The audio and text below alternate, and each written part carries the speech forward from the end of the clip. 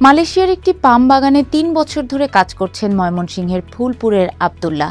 বাগানের কাজের পাশাপাশি তিনি নিয়মিত ভিডিও বানিয়ে আপলোড করেন সামাজিক যোগাযোগ মাধ্যম ফেসবুক, ইউটিউব ও টিকটকে। নিজের নামে থাকা ইউটিউব চ্যানেলে সাবস্ক্রাইবার ৭০,০০০-এর বেশি, যেখানে প্রকাশ করেছেন ৩,০০০-এর বেশি ভিডিও। পাশাপাশি আমি প্রবাসী ও প্রবাসীর গল্প নামে রয়েছে তার একাধিক ফেসবুক পেজ, যেখানে প্রতিদিনই তিনি নতুন ভিডিও ও রিলস প্রকাশ করেন। ভিডিওগুলোর বেশিরভাগ দর্শকই প্রবাসী শ্রমিক, যারা প্রতিদিন ঘন্টার পর ঘন্টা এসব কন্টেন্ট দেখায় মগ্ন থাকছেন। এর ফলে কর্মক্ষেত্রে মনোযোগ বিচ্যুতি ও উৎপাদনশীলতা কমে যাওয়ার পাশাপাশি ব্যক্তিগত জীবনেও তৈরি হচ্ছে চাপ। শুধু তাই নয়, দীর্ঘ সময় অনলাইনে থাকার অভ্যাস থেকে অনেকেই জড়িয়ে পড়ছেন বিভিন্ন অনলাইন জুয়ার সঙ্গেও, যা নতুন করে উদ্বেগ বাড়াচ্ছে। মধ্যপ্রাচ্য সহ বিশ্বের নানা দেশে কর্মরত অনেক প্রবাসী এখন নিয়মিত টিকটক ও ফেসবুকে দৈনন্দিন কাজের অভিজ্ঞতা তুলে ধরা ভিডিও তৈরি করছেন। সামাজিক মাধ্যমে আয় করার মোহে তারা কর্মক্ষেত্রে মনোযোগ হারাচ্ছেন। নির্ধারিত কর্মঘণ্টার বাইরে ওভারটাইম করার সুযোগ থাকলেও সে সময় তারা ব্যয় করছেন কন্টেন্ট তৈরিতে। এতে শুধু কাজের দক্ষতাই কমছে না, নিয়োগকর্তাদের কাছে ক্ষুণ্ণ হচ্ছে প্রবাসী বাংলাদেশিদের ভাবমূর্তি। প্রবাসী কর্মজীবীদের টিকটক, ফেসবুক আসক্তি নিয়ে কথা হয় অভিবাসন খাতের বেসরকারি গবেষণা প্রতিষ্ঠান refugee and migratory movements research unit রামরুর প্রতিষ্ঠাতা চেয়ারম্যান তাসনিম সিদ্দিকীর সঙ্গে। বণিক বার্তাকে তিনি বলেন, প্রবাসীরা অনেকে বিনোদনের জন্য কর্মক্ষেত্রে সামাজিক যোগাযোগ মাধ্যমের জন্য কন্টেন্ট তৈরি করছেন। অনেকের কাছে তা আসক্তির পর্যায়ে চলে গেছে। এই আসক্তি তাদের কর্মক্ষমতাকে প্রভাবিত করছে, কাজের ক্ষতি করছে এবং নিয়োগকর্তাদের কাছে কর্মীদের ভাবমূর্তিও ক্ষতিগ্রস্ত হচ্ছে। প্রবাসীদের নানা বিষয়ে যারা সচেতনতা ক্যাম্পেইন করেন, তাদের উচিত সামাজিক যোগাযোগ মাধ্যম ব্যবহারের ক্ষেত্রেও সচেতনতা তৈরি করা। এছাড়া বিএমইটি ও টিটিসিতে যেসব প্রশিক্ষণ হয়, সেখানেও এ বিষয়ে সচেতনতা তৈরি করা দরকার। প্রবাসীরা বলছেন, বিভিন্ন ঘটনা অনেক প্রবাসীকে উৎসাহী করে তুলছেন সামাজিক যোগাযোগ মাধ্যমে কন্টেন্ট তৈরিতে। তাদের ধারণা, কাজের সঙ্গে সঙ্গে অনলাইনের জন্য কন্টেন্ট তৈরি করলে বাড়তি আয় ও খ্যাতি অর্জনের সুযোগ রয়েছে।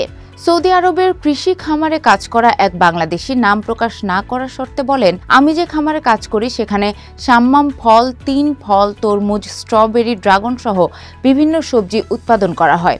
নিয়মিত এসবের ভিডিও তৈরি করে ইন্টারনেটে দিই। এসবের পেছনেও অনেক সময় যায়।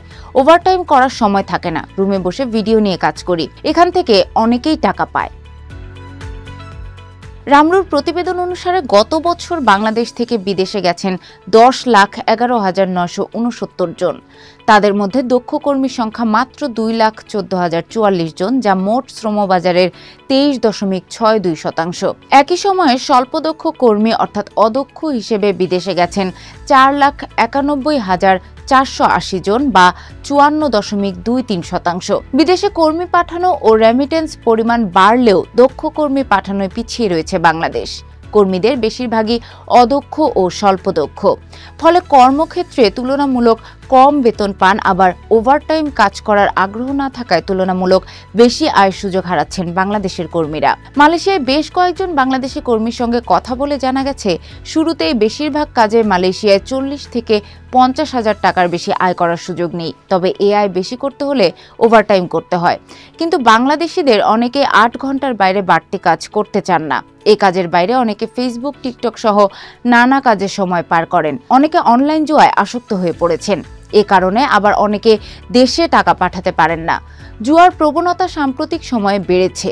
কথা হয় সৌদি আরব, মালয়েশিয়া ও সংযুক্ত আরব আমিরাতে নিযুক্ত বাংলাদেশ হাই কমিশনের কয়েকজন কর্মকর্তার সঙ্গে। তবে শ্রমিকদের এসব কর্মকাণ্ডের বিষয়ে কেউই আনুষ্ঠানিক মন্তব্য করতে রাজি হননি। নাম প্রকাশ না করার শর্তে হাই কমিশনের একজন কর্মকর্তা জানান, নির্ধারিত কাজের বাইরে ওভারটাইম কাজ করলে বেশি আয় হলেও সেই সময়টা অনেকে অনলাইনে ব্যয় করছেন। কেউ হয়তো ভিডিও তৈরির পেছনে সময় দেন, কেউ বিনোদনের পেছনে, কেউ অনলাইনে গেম ও জুয়ার সঙ্গেও জড়িয়ে পড়েছেন। তাদের এসব কর্মকাণ্ডে কর্মক্ষেত্র ও নিয়োগকর্তাদের মাঝে নেতিবাচক প্রভাব তৈরি যে করছে না, সেটি বলা যাচ্ছে না। বাংলাদেশ ব্যাংকের সর্বশেষ তথ্যানুযায়ী চলতি অর্থবছরের গত জুলাই থেকে 12 নভেম্বর পর্যন্ত প্রবাসীরা 11,495 মিলিয়ন ডলার রেমিটেন্স পাঠিয়েছেন, যা আগের বছরের একই সময় ছিল 9,902 মিলিয়ন ডলার। নভেম্বরের প্রথম 12 দিনে রেমিটেন্স প্রবাহ 39.6% বৃদ্ধি পেয়ে 1,346 মিলিয়ন মার্কিন ডলারে উন্নীত হয়েছে। গত বছর একই সময় দেশের রেমিটেন্স প্রবাহ ছিল 964 মিলিয়ন ডলার।